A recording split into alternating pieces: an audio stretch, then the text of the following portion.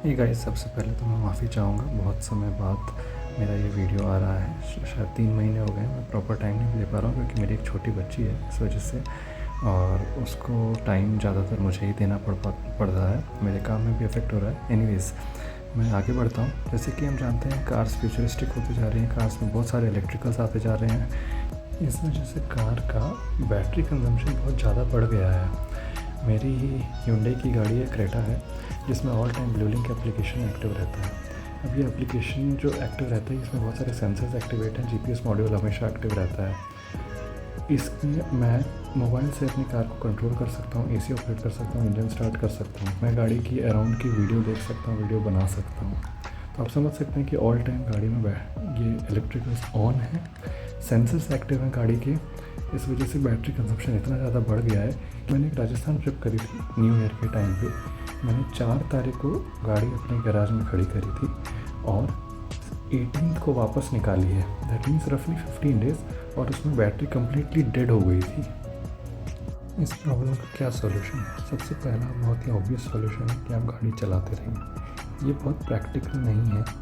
तो दूसरा जो कि प्रैक्टिकल सोल्यूशन है, वो आप अपनी गाड़ी का बोनेट खोलें और बैटरी डिस्कनेक्ट कर दें। कैसे करेंगे? या तो आप नेगेटिव वायर को निकाल लें, यही सॉल्यूशन है, लेकिन आप ये हर बार नहीं कर सकते हैं। तो इसका ईजियर सॉल्यूशन है कि आप एक स्विच खरीदें और अपने बैटरी से कनेक्ट कर लें। मैं उसी स्विच के बारे में आपको बताने जा रहा हूँ।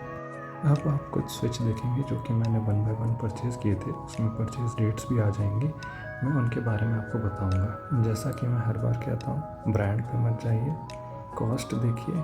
सबकी मैन्युफैक्चरिंग लगभग एक जैसी रहती है, फ़र्क नहीं पड़ता। ये सबसे पहला स्विच मैंने परचेज़ किया था। अगर आपकी गाड़ी में फिट आ सकता है तो आप देख लीजिए बोनेट खोल के आपके पास इतना स्पेस है कि नहीं। मेरी वाली में नहीं था। अगर आप ये वाली स्विच लेते हैं तो ध्यान रखिएगा, रेड वाला जो है ये आपके 4 व्हीलर्स मीन्स कार्स में आएगा। ब्लैक वाला जो है वो बड़ी गाड़ियों के लिए। इस वाले में आपको 2 वेरिएंट दिखेंगे। एक तो ये ब्लैक स्विच में दिख रहा है, एक इसी का रेड कलर में दिखेगा। दोनों में से कोई भी ले सकते हैं। अगेन इसमें आप अपने बोनेट के अंदर की स्पेसिंग चेक कर लीजिए। ये अगेन मेरे लिए बहुत टाइट थी, स्पेसिंग की वजह से फिट नहीं हो पा रहा था, जिस वजह से मुझे दूसरा स्विच ऑप्ट करना पड़ा। ये मैंने स्विच लगा दिया है बैटरी पे। ये अभी ऑफ पोजीशन पे, फिर भी लाइट जल रही है। ऑन पोजीशन पे कर दिया, फिर भी लाइट जल रही है। तो बेसिकली ये स्विच कुछ काम नहीं कर रहा।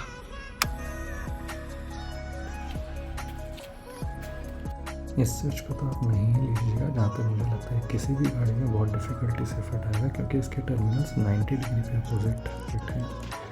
तो आप जब इसको फिट करते हैं, इसका स्विच ऑपरेट करना बहुत डिफ़िकल्ट हो जाता है। फाइनली मैंने ये वाला स्विच मंगाया। मैं इसकी वीडियो आपको दिखाता हूँ फिटिंग की। ये फ्लेक्सिबल इनफ है, रोटेट कर जाता है, इसलिए काफ़ी ईजी होता है इसको फिट करना। जब मैंने ऑर्डर किया था तो अकेला यही स्विच था। अभी हालांकि मैंने चेक किया तो इसका एक सस्ता वर्जन भी अवेलेबल है, जो कि 550-600 रुपये में मिल जाता है। बॉक्स ओपन करने पे ये सारी चीज़ें मिलती हैं, जैसे कि फ़ोटो में दिखाई जा रही थी। और मैं इस फ्लेक्सिबिलिटी के बारे में बात कर रहा था। ये देखिए, ये दोनों एंड्स रोटेटेबल हैं। आपकी जैसी स्पेसिंग में मिलेगा वैसे आप रख सकते हैं। अब मैं इसको यहाँ बैटरी में कनेक्ट कर देता हूँ। मैंने बैटरी से पहले नेगेटिव टर्मिनल को बाहर निकाल दिया। ये देखिए, मैंने स्विच पर रख दिया। ये ऊपर में नेगेटिव टर्मिनल पड़ी हुई है। अब नेगेटिव टर्मिनल को मैं इसकी इस जगह पे क्लैंप में डाल देता हूँ। टाइट स्पेसिंग की वजह से थोड़ी सी दिक्कत आ रही है इसको डालने में, बट ये रोटेटेबल है, इस वजह से ये कैसे भी करके फाइनली डल ही गया है। ये देखिए, डाल दिया मैंने, फ्लैश जला दी मैंने ताकि आपको क्लियरली दिख सके। ये देखिए, अब मैं यहाँ पे हेडलाइट्स की पावर ऑन करके दिखाता हूँ। ये देखिए, कुछ नहीं हो रहा, डिस्कनेक्टेड है क्योंकि ये लाइट्स ऑफ है इसकी। ये वाली स्विच की ऑफ पोजीशन है। अब मैं इसको ऑन कर देता हूँ। फर्स्ट टाइम कर रहा था तो मुझे थोड़ी सी डर लग रही थी, अदरवाइज़ कोई दिक्कत नहीं है। बिंदास इसको देखो, मैं ऑन करता हूँ। ये ऑन कर दिया मैंने, और ये देखो ऑन करते के साथ लाइट्स चालू हो गई, क्योंकि मैंने ध्यान होगा डैशबोर्ड से मैंने लाइट को ऑन कर रखा था। अब मैं इसको ऑफ़ कर देता हूँ और ये देखना, ये मेरी गाड़ी की लाइट ऑफ हो गई। अभी मैंने स्विच को सिर्फ टेस्टिंग पर्पज़ के लिए रख रखा था। अब मैं इसको फाइनली कस देता हूँ, इसको मैं टाइट कर देता हूँ, क्योंकि ये मेरे फाइनल वर्केबल स्विच है। बाकी स्विचेस तो मेरे ढंग से फिट ही नहीं आ पा रहे थे।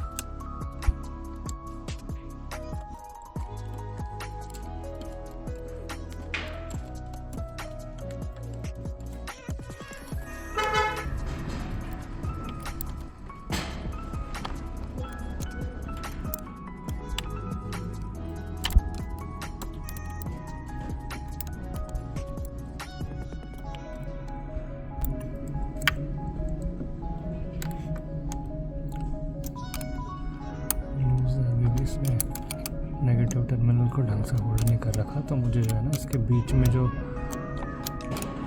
इन्होंने एक कनेक्टर टाइप का दे रखा है, अडेप्टर टाइप का, ये वाला अडेप्टर, ये लगाना पड़ेगा मुझे इसके बीच में। अभी भी यहाँ पे देख पा रहे हो कि लूज है टर्मिनल।